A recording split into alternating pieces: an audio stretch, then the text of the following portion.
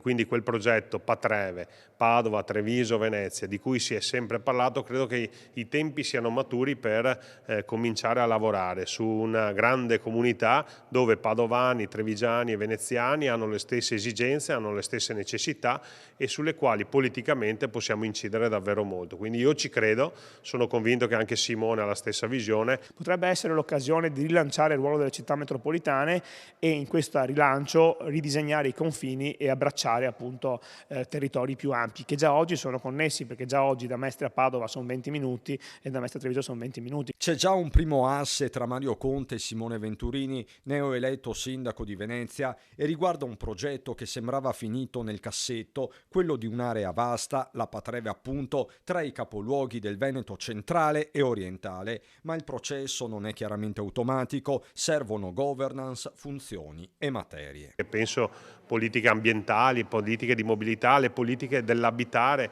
piuttosto che le politiche sociali. Con la Regione in particolare per quanto riguarda alcune competenze e poi soprattutto col Governo nazionale. Già oggi di fatto lo è e quindi bene insomma lavorare insieme a Mario e a Sergio su questi temi. Patreve che non può prescindere da un riequilibrio più generale dei territori, strettamente connessa alla questione dell'autonomia, come dimostrano anche le tante pulsioni che pervadono il confine orientale con diversi comuni veneti, veneziani e trevigiani che tornano a sognare la fuga. L'attrattività del Friuli in termini di benefici e di incentivi alle volte è tale per cui molti comuni vorrebbero passare di là e quindi secondo me andrebbe rivisto completamente il sistema delle regioni a livello nazionale e o dare a tutti la stessa parte e quindi tutte quante diventano statuto speciale o nessuna deve essere statuto speciale, perché non è possibile pensare che due regioni uguali, omogenee come Veneto e Friuli abbiano sostanzialmente strumenti diversi. Al primo giorno da sindaco già mette il dito su una questione. Il tema dell'autonomia che questo Veneto attende da anni e che è giusto che abbia una risposta.